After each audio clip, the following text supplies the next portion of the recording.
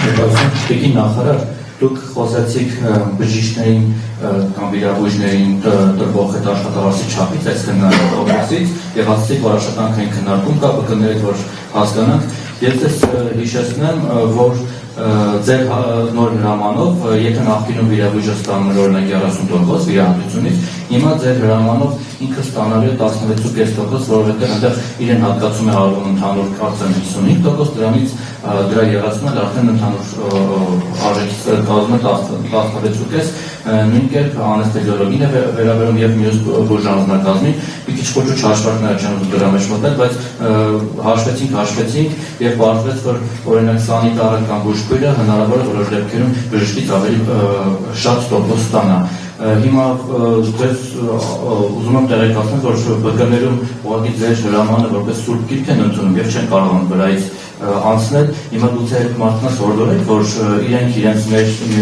ներսում կազմակերպեն այդ ամեն ինչը, որ վիրաբույժներ գող մնացած անձնակազմներ եւ այդքան տնտեսորեն չվերաբերվեն ձեր հրամանին, եթե իհարկե դրանք շատ իմպերատիվ ուժ չունեն։ Եվ այս տեքստում դուք երեք գնացել եք Երևանի բժշկական հիվանդանոց ռոբոտի հետ շփվելու, տեսնելու ոնց է վիրահատում, ես հատուկ չեկա, որ չփչացնեմ ձեր տոնը եւ ռոբոտի ու Երևանը, բայց հենց Երևանից սկսեմ դուք տեղեք եք, թե ինչ է կատարվում մեր ԲԿ-ներում, երբ որ կոնկրետ օրինակ Երևանին շատ աչքի ընկնող է կազմում, երբ որ նախկինում պետպատվերի շրջանակներում, հիմա ապահովության շրջանակներում գնում են վիրահատության եւ բժիշկները հատկապես Երևանում բացառիկ փող են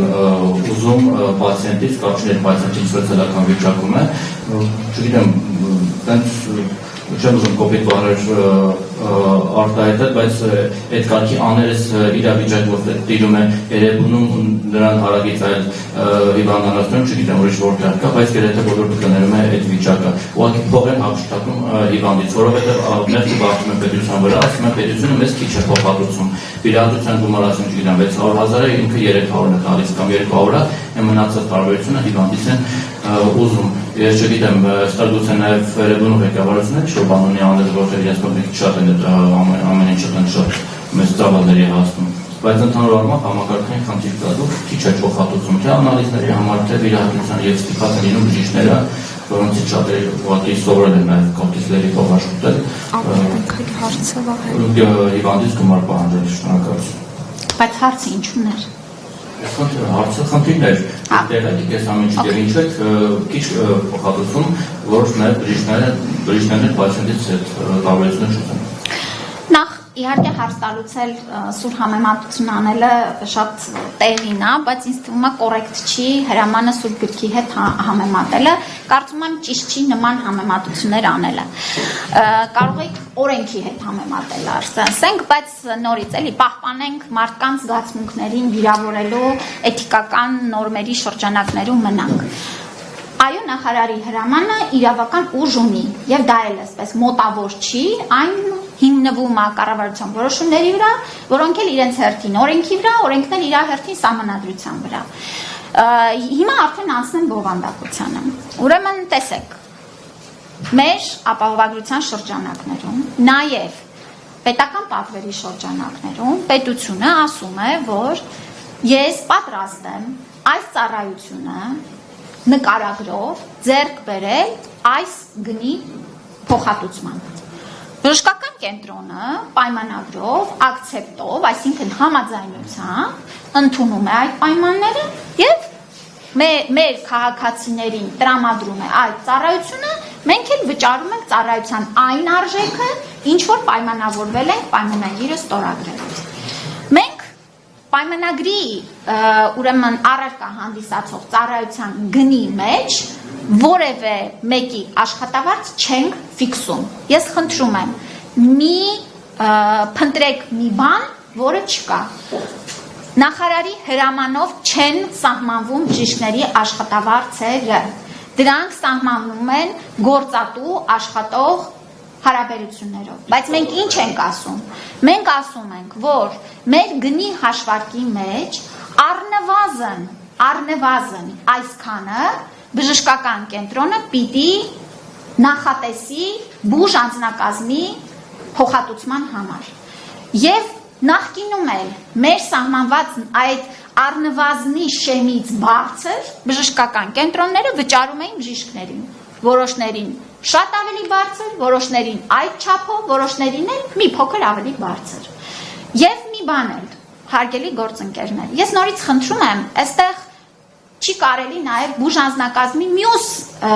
անդամների նկատմամբ այսպես բան անել։ Ես ուրախ եմ, որ դուք բժիշկների շահերը պաշտպանում եք, եւ դա շատ կարևոր է։ Առաջին ես եմ իրենց շահերը պաշտպանում, բայց ես պիտի ասեմ, որ մենք պիտի հասկանանք, որ վիրահատությունը, բժշկական ծառայությունը տրամադրվում է նաև հավաքական աշխատանքի շնորհիվ։ Եվ այո, մաքրուհիներ եւ բուժ քույրներ պիտի բավարար աշխատավարձ ստանա եւ նա ոչ թե աջակցող է, այսպես տակը ինչ մնա կգնա այս թիմին, ոչ։ Մենք պիտի հասկանանք, որ բժիշկը պիտի լինի գնահատված եւ շարունակելու են մեր բժիշկները իրենց աշխատանքի դիմաց անընդհատ ավելի շատ վճարվել եւ սա փաստ է։